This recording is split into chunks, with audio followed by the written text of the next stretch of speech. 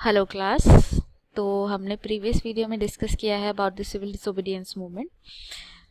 अभी हम डिस्कस करने वाले हैं कि सिविल डिसोबीडियंस मूवमेंट की लिमिटेशंस क्या थी, क्या क्या इसमें कमियां क्या रह गई कि ये फेल हो गया मूवमेंट। तो देखेंगे। First of all, not all social group were moved by the abstract concept of Swaraj.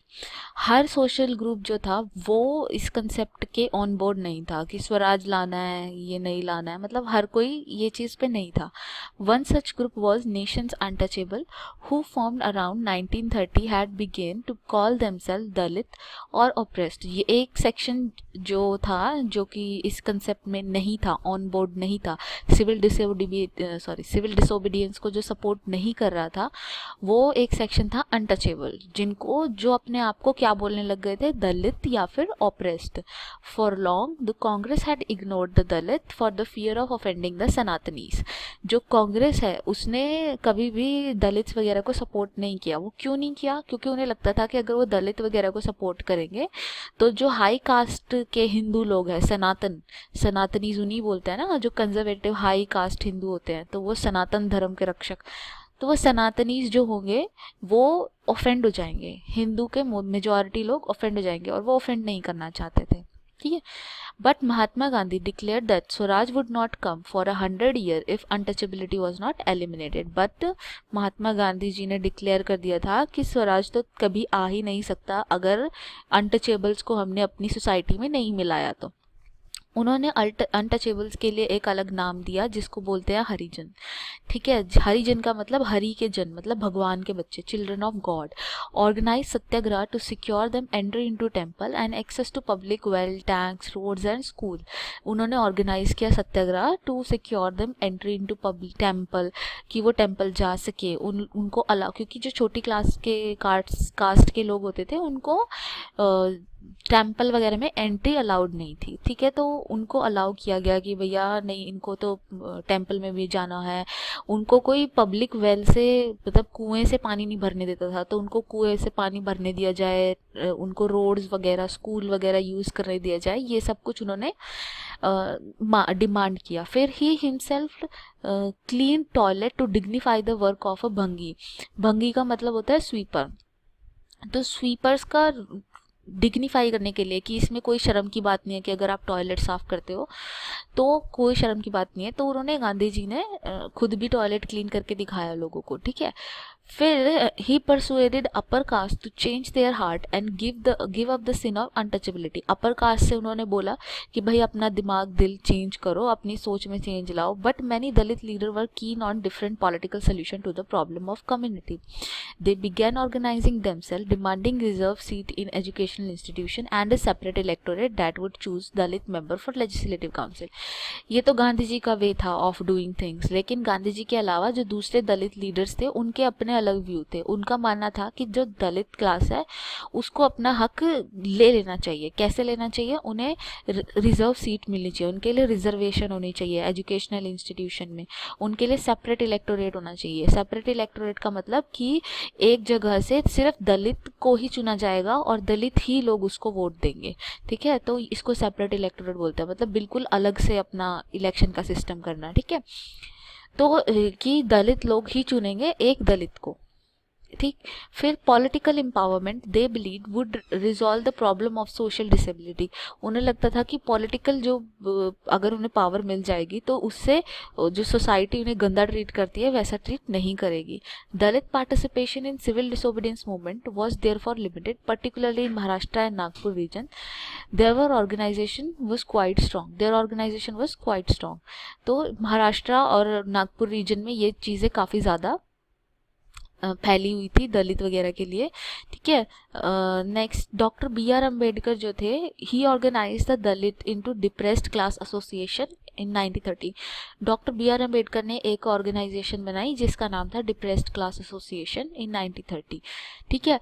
वो महात्मा गांधी के व्यूज़ के साथ काफ़ी क्लैश करते थे। उन्हें नहीं लगता था कि ऐसे कोई दिल चेंज करने से किसी का कुछ हो जाएगा। तो उन्होंने काफ़ी डिबेट करा, काफ़ी मुशक्क़त करी और उन्होंने सेकेंड राउंड टेबल कॉन्फ्रेंस में जो अंग्रेज़ों से सेपरेट इलेक्टोरेट मांग लिया। ठीक है, सेपरेट इलेक्टोरेट मांग लिया बी आर अम्बेडकर ने, और जो अंग्रेज़ थे उन्होंने दे भी दिया, उन्होंने सेपरेट इलेक्टोरेट दे दिया कि ठीक है दे देते हैं। अब जब गवर्नमेंट ने सेपरेट इलेक्टोरेट दे दिया तो गांधी जी ने फास्ट स्टार्ट कर दिया अनटू डेथ, मतलब आमरण अनशन जिसे बोलते हैं, अनशन पे बैठ गए वो कि मैं तो मर जाऊंगा लेकिन खाऊंगा नहीं। क्यों? क्योंकि उनको सेपरेट इलेक्टोरेट क्यों दे दिया। अब गांधी जी इसके अगेंस्ट क्यों थे, सेपरेट इलेक्टोरेट के अगेंस्ट? उनका ये मानना था कि अगर सेपरेट इलेक्टोरेट दे दिया तो वो लोग तो अपने आप को हमेशा ही अलग रखेंगे हिंदुओं से, और अगर वो अपने आप को हमेशा ही अलग रखेंगे हिंदुओं से तो वो तो हिंदू में दोबारा कभी मिल ही नहीं पाएंगे, वो तो अपनी को अलग से ही एक रिलीजन बना लेंगे, है ना। तो उन्हें ऐसा लगने लगा कि सेपरेट इलेक्टोरेट तो नहीं हो सकता। तो अब ये जो गांधी जी अनशन पे बैठ गए तो फाइनली अंबेडकर जी को उनकी बात माननी पड़ी और उन्होंने एक पैक्ट बनाया जिसका नाम था पूना पैक्ट। ठीक है, पूना पैक्ट। तो पूना पैक्ट जो सितंबर 1932 में बनाया गया, तो इसमें डिप्रेस्ड क्लास को क्या बोला गया कि ठीक है हम आपको सीट रिजर्व करके दे देंगे कि 1/3 सीट्स पर सिर्फ दलित को चुना जाएगा या इतनी सीट्स पर सिर्फ दलित को चुना जाएगा, हम ये रिजर्वेशन करके दे देते हैं लेकिन हम सेपरेट इलेक्टोरेट नहीं देंगे। अब यहाँ पे रिजर्वेशन और सेपरेट इलेक्टोरेट में डिफरेंस ये है कि रिजर्वेशन में तो ठीक है आप जो जनरल कास्ट का इंसान है वो भी दलित को वोट दे सकता है ना, वो भी दलित को जाके वोट दे सकता है, लेकिन सेपरेट इलेक्टोरेट में ये था कि बिल्कुल दलित ही खड़े होंगे और दलित ही उनको वोट करेंगे, जनरल कास्ट वाले उसमें वोट नहीं करेंगे। तो ये बस एक थोड़ा सा डिफरेंस था। ठीक है, सम ऑफ द, एक तो ये हो गया कि अनटचेबल्स लोग उसके अंदर नहीं थे। ठीक है, अब आप लिखोगे the role of untouchable in the civil, what were the limitation of civil disobedience movement, या फिर आप लिखोगे describe the role of untouchable in civil disobedience movement, describe the role of untouchable in civil disobedience movement, and दूसरा आप लिखोगे what was Pune Pact, what was Pune Pact। ठीक है, अब इसके बाद some of the Muslim political organization in India were also lukewarm in their response to civil disobedience movement। अब तीसरा क्वेश्चन यहाँ से बनता है आपका, सॉरी फोर्थ क्वेश्चन आपका यहाँ से बनता है, आप लिखोगे some of the Muslim political organization in India were also lukewarm in their response to civil disobedience movement, explain। ये दो लाइनें लिख के इसके पीछे एक्सप्लेन करेंगे फिर आगे इसका आंसर लिखेंगे। ठीक है, अब ये समझ लीजिए क्या क्यों था ऐसा कि मुस्लिम्स ने क्यों नहीं सपोर्ट किया उनको। After the decline of non cooperation Khilafat movement a large section of Muslim felt alienated from Congress. अब देखो जब खिलाफत मूवमेंट गांधी जी ने बिना किसी से पूछे, बिना किसी से मशवरा करे एकदम से बंद कर दिया था, तो उनको जो मुस्लिम थे उन्हें लगने लगा कि हमारा तो बेवकूफ़ बना दिया गया है और कभी भी मूवमेंट चला देते हैं, कभी भी मूवमेंट बंद कर देते हैं। तो वो अब की बार कांग्रेस के साथ आना नहीं चाहते थे, जो मुस्लिम सेक्शन था वो कांग्रेस के साथ नहीं आना चाहता था क्योंकि उन्हें लगा कि तो फिर से कभी भी मूवमेंट चलाएंगे और कभी भी मूवमेंट बंद कर देंगे। और ऊपर से जो कांग्रेस थी वो एसोसिएट खुद को करने लग गई थी हिंदू महासभा के साथ। हिंदू महासभा एक बिल्कुल ही मतलब रिलीजियस ऑर्गेनाइजेशन थी जो बिल्कुल मुस्लिम्स के बिल्कुल अगेंस्ट थी। तो जब कांग्रेस उनको सपोर्ट करने लग गई तो मुस्लिम तो कैसे ही उनके साथ आते हैं ना। तो as the relation between the Hindu Muslim worsen each community organise religious procession with militant favour provoking Hindu Muslim communal crashes and rights in various cities. इसकी वजह से क्या हो रहा था, अलग अलग सिटीज़ में अलग अलग जगहों पर रायट्स हो रहे थे क्योंकि बिल्कुल जो ये कम्युनल टेंशन क्रिएट हो रही थी इन दोनों ऑर्गेनाइजेशंस की वजह से, एक तो हिंदू महासभा और एक मुस्लिम लीग। तो ये एक दूसरे के अगेंस्ट मतलब बातें बोलते रहते थे रिलीजन से रिलेटेड, तो इसलिए क्लैश होता रहता था। The Congress and the Muslim League made effort to renegotiate an alliance and in 1927 it appeared that such unity could be forged. The important difference were over the question or presentation in the future assembly that were to be elected।